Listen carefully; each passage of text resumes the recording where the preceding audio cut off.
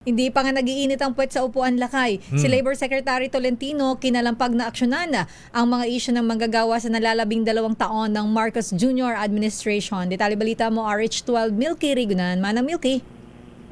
Sister Elat Lakay, 2 taon bago matapos ang Marcos Jr. administration, dapat mag-double time si newly appointed Labor Secretary Francis Tolentino para maaksyonan ang maraming mga problema sa labor sector. Ayon kay Deputy Speaker at Representative Raymond Democrito Mendoza ng Trade Union Congress of the Philippines, ilan sa mga dapat tutukan ni Tolentino yung usapin ng sahod, security of tenure at respeto sa labor rights.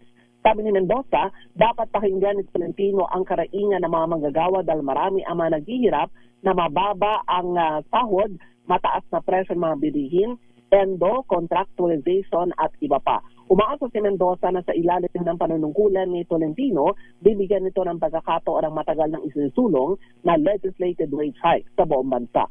Anya noong 19 Congress, suportado ni Tolentino ang pagsulong ng legislated wage hike.